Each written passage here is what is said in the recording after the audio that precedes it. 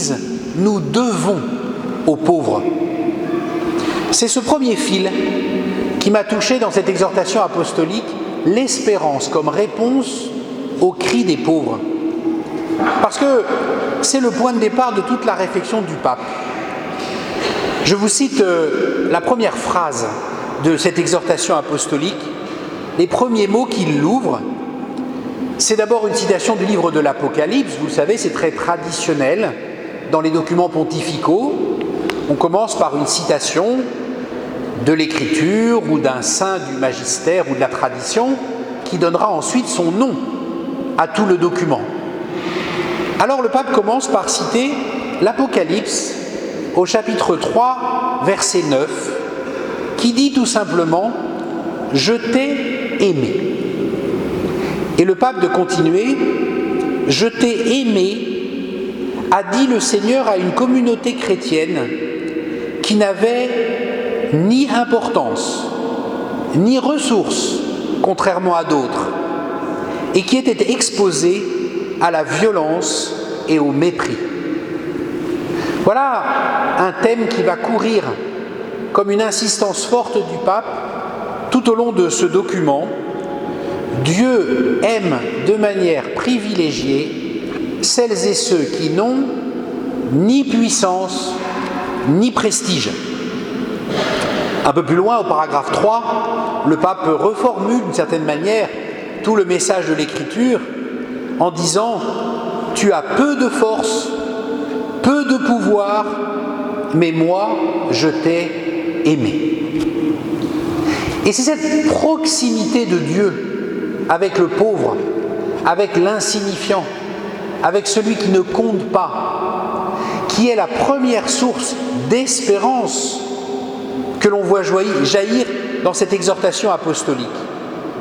Cette certitude que, même au plus profond de ma misère, Dieu ne m'abandonne pas. Cette conviction que, aussi bas que je puisse tomber dans la vie, je ne tomberai jamais qu'entre les mains de Dieu. C'est vraiment de cette vision fondamentale de la révélation et au fond du sens de nos vies que naît la possibilité d'espérer. Le fait que nous croyons en un Dieu qui voit la misère, qui entend le cri et qui descend pour nous en libérer. Vous savez, c'est l'affirmation, et le pape ne manque pas de le mentionner dans son exhortation, que Dieu fait à Moïse au buisson ardent. Le pape cite le livre de l'Exode au chapitre 3, versets 7 à 10, où l'être qui se manifeste à Moïse au buisson ardent lui dit « J'ai vu la souffrance de mon peuple, j'ai entendu ses cris, et maintenant je vais agir. J'ai vu, j'ai entendu, et maintenant je vais agir. » Ce visage-là de Dieu, ce visage d'un Dieu qui répond au cri de celui qui souffre, c'est le premier socle, pourrais-je dire, de notre espérance chrétienne que le pape souligne fortement dans son exhortation apostolique, pas d'abord, ou en tout cas uniquement, comme une manière de s'émerveiller du visage de Dieu, mais aussi et surtout comme une façon de nous rappeler, nous l'Église, à nos obligations. Parce que le pape dit que l'Église doit, pour être fidèle à son Dieu, être signe d'espérance de la même manière que Dieu lui-même. C'est-à-dire en ayant à cœur de se faire proche de ceux qui souffrent, en ayant à cœur de répondre aux cris des pauvres. Il y a ce beau paragraphe qui m'a frappé par sa vigueur et aussi parce qu'il me semble qu'il a des résonances très actuelles dans la situation de notre pays.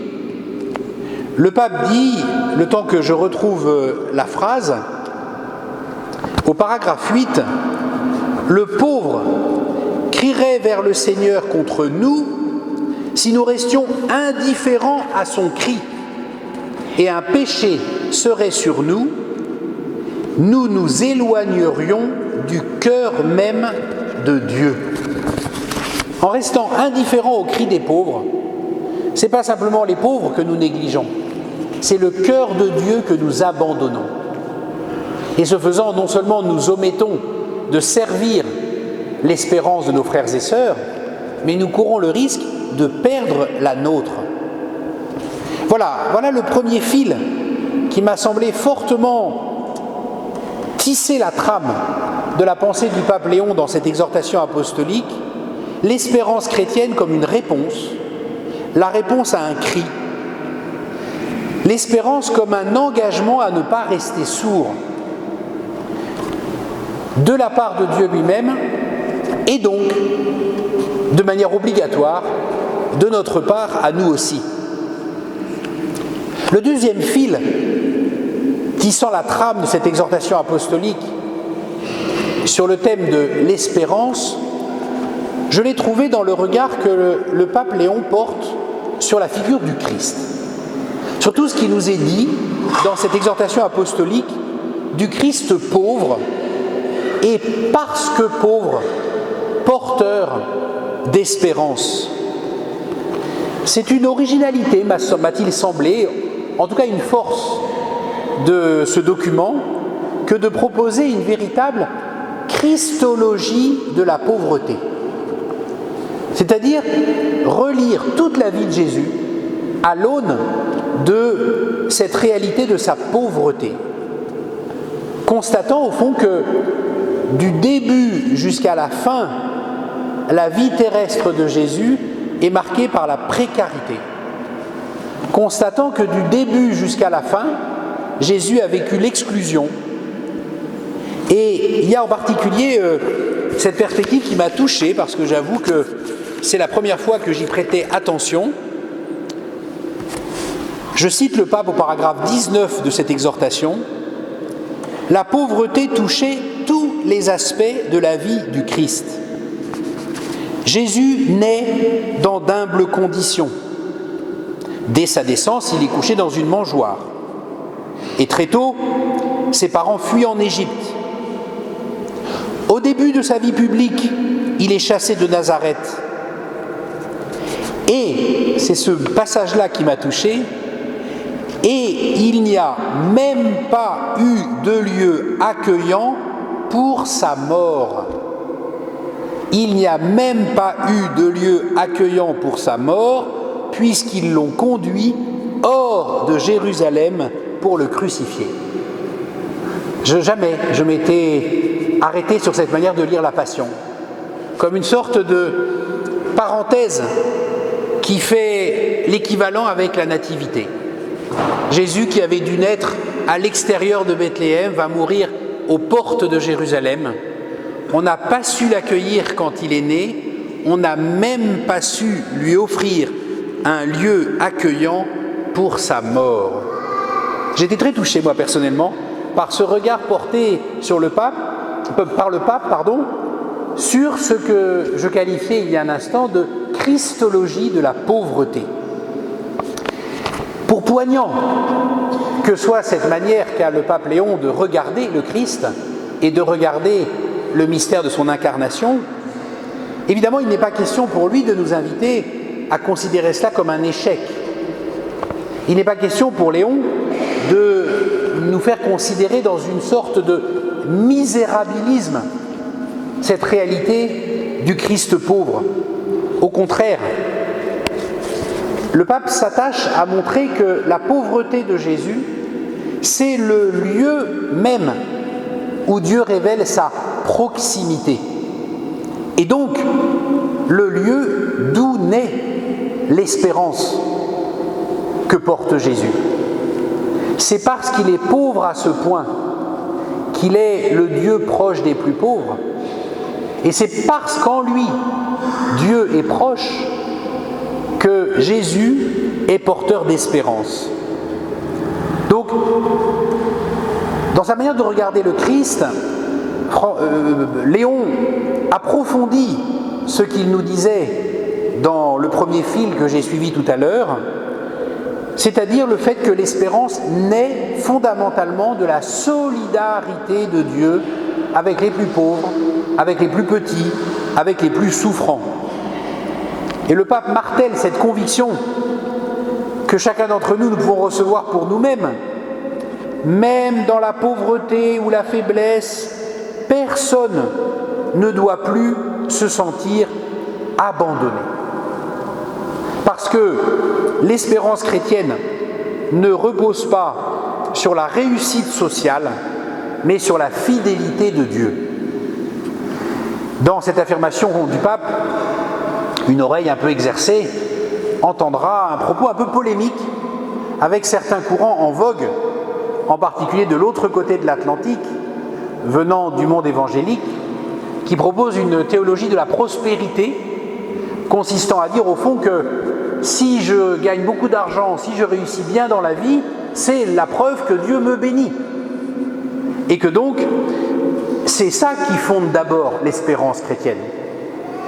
C'est important de savoir que ce vent-là est fort de l'autre côté de l'Atlantique et que d'une certaine manière, à travers cette exhortation apostolique, le pape veut dénoncer cette caricature et cette défiguration de l'espérance chrétienne. L'espérance chrétienne ne repose pas sur la réussite sociale, mais sur la fidélité de Dieu. Voilà le deuxième fil que j'ai suivi à travers cette exhortation apostolique, le Christ pauvre et parce que pauvre, porteur d'espérance. Troisième fil que je me suis réjoui de suivre à travers cette exhortation apostolique, un fil plus opérationnel, plus concret, relevant davantage d'une mise en œuvre de notre part, c'est le fil de l'amour en acte comme chemin d'espérance. L'amour en acte comme chemin d'espérance. Parce que le pape ne se contente pas de contempler le visage du Christ, d'aller chercher jusque dans les tréfonds de l'Ancien Testament et en particulier dans la scène du buisson ardent, les promesses d'un Dieu qui se veut proche des pauvres. Il parcourt longuement l'histoire de l'Église et il y recueille la longue litanie des gestes simples d'amour qui sont autant de signes d'espérance depuis l'Évangile jusqu'à aujourd'hui. Cette quête des tout petits gestes d'amour qui sont germes d'espérance, le pape Léon la commence dans la scène de la femme au parfum. Vous savez, on l'assimile parfois à Marie-Madeleine, même si l'Évangile ne donne pas le nom de cette femme. Cette femme qui verse sur les pieds de Jésus un parfum de grand prix.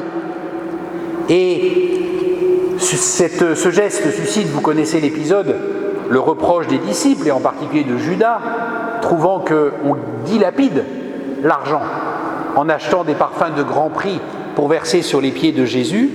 Mais la leçon que Jésus donne à ses disciples à cette occasion, c'est celle que le pape Léon résume ainsi: aucun geste d'affection, même le plus petit, ne sera oublié. Aucun geste d'affection, même le plus petit, ne sera oublié. Et Léon s'attache à nous montrer l'amour envers les pauvres comme la manière la plus concrète, la plus efficace de rencontrer vraiment Dieu. Évidemment, à ce propos, il nous renvoie au fameux chapitre 25 de l'évangile de Matthieu. Dans la mesure où vous l'avez fait à l'un de ces plus petits de mes frères, c'est à moi que vous l'avez fait. Et donc, le pape nous encourage, nous aussi, à manifester notre espérance par des actes de charité très concrets. Savoir poser des petits gestes, avoir cette intelligence du cœur qui sait trouver les occasions, sans grand discours, de poser des gestes dans la vie des autres qui suscitent l'espérance, parce que, et on peut retenir ce critère que le pape nous donne pour identifier et inventer de tels gestes, parce qu'il transforme les relations en les ouvrant à la gratuité. Parce qu'il transforme les relations en les ouvrant à la gratuité. Ces fameux petits gestes d'amour concret qui engendrent l'espérance, ce sont ceux qui sont marqués par la gratuité.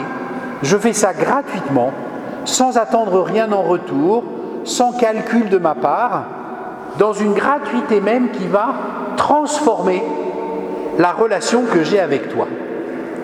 C'est intéressant de retenir ce petit geste, parce qu'il me semble que là, le pape nous donne une forme de règle de vie, une manière de cultiver ce que j'appelais à l'instant l'intelligence du cœur. Savoir inventer les gestes gratuits qui changent la relation avec l'autre, qui parfois débloquent les relations entre conjoints, entre parents et enfants, entre frères qui ne se parlent plus, dans la vie sociale, dans la vie paroissiale, pourquoi pas. Savoir trouver ces gestes gratuits qui changent la donne, c'est savoir semer l'espérance. Chaque geste de charité, dit le pape, devient une semence d'espérance pour celui qui donne et celui qui reçoit. Et à ce propos, le pape attribue à ces gestes-là, ces petits gestes semences, nous pourrions dire, parce qu'ils sèment l'espérance, la promesse que Jésus fait au chapitre 26 de Matthieu que même le plus simple des verres d'eau, même le plus petit geste de charité est riche d'un poids d'éternité. Qu'aucun de nos gestes gratuits, même les plus insignifiants, ne sera oublié de Dieu. Donc, je récapitule, pour ceux d'entre vous qui se sont quelque peu assoupis, j'ai déjà trouvé dans la trame du propos du pape 3 fils qui nous permettent de recevoir cette exhortation comme une leçon d'espérance. D'abord, comprendre l'espérance comme réponse, la réponse de Dieu au cri des pauvres, la réponse que l'Église doit à son tour donner au cri des pauvres. Ensuite, la contemplation de l'espérance sur le visage même du Christ pauvre, et que c'est parce qu'il est pauvre que le Christ est porteur d'espérance. Et puis ce troisième fil que je dirais éthique ou pratique, nous invitant à développer l'intelligence du cœur, qui consiste à savoir poser des petits gestes concrets qui sèment l'espérance, avec ce critère à retenir: ces gestes-là sont gratuits et ils ont comme effet de transformer les relations. Alors j'en arrive à mon 4e fil, puisque je vous ai dit que ma trame était tissée de 5 fils. Le 4e fil que j'ai repéré dans ce document, il est davantage ecclésial, il est davantage collectif. C'est que, s'inscrivant dans la droite ligne et dans l'héritage assumé du pape François, Léon encourage fortement l'Église à être une Église qui espère avec les pauvres, une Église qui espère solidairement avec les pauvres. Et le pape reprend de manière très explicite à son compte l'appel qui a marqué l'ouverture du pontificat de François: « Je veux une Église pauvre pour les pauvres ». C'est en sachant résister à l'indifférence et au fatalisme que nous serons force de transformation ecclésiale et sociale. Autrement dit, que nous serons vraiment celle de la terre et lumière du monde. Je conclus ce petit parcours à travers l'exhortation d'Ilexité en rassemblant finalement ces 5 fils dans la considération que ce que veut nous montrer le pape Léon dans ce document, me semble-t-il, c'est une espérance d'abord enracinée dans l'amour de Dieu lui-même, dans l'amour de Dieu en particulier pour les plus fragiles, pour les plus faibles, manifestée dans la tendresse de prédilection de Jésus pour les pauvres. Premièrement, notre espérance s'enracine dans ce que la Bible nous dit de l'amour préférentiel de Dieu en Jésus pour les plus pauvres. Deuxièmement, notre espérance chrétienne s'enracine dans la certitude que Dieu agit, qu'il ne se contente pas de compatir de loin, mais qu'il est à l'œuvre aujourd'hui dans l'histoire. Troisièmement, c'est cette certitude que Dieu agit qui donne toute sa force à l'appel du pape à ce que nous soyons une Église solidaire, une Église inventive, une idée créative, ce que j'appelais tout à l'heure cette Église alchimiste capable de transformer la souffrance en espérance en acte. Voilà, au fond, me semble-t-il, les 3 points les plus forts, les 3 leçons d'espérance que nous donne ce texte du pape François. Et je pense que vous serez d'accord avec moi pour conclure qu'une telle vision des choses, une telle vision de ce que veut dire l'espérance, n'a rien d'une fuite du réel.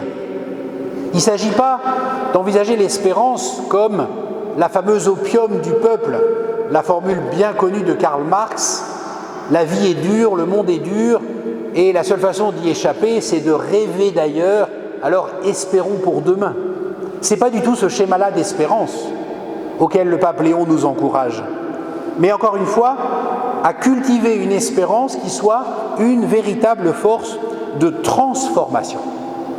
Si je devais récapituler d'une phrase la conviction la plus forte que j'ai trouvée dans ce document en matière d'espérance, c'est que l'espérance chrétienne ne nie pas la souffrance, ne fuit pas la souffrance, mais la traverse et la transfigure par la puissance de la foi. Alors, chers amis, bonne lecture.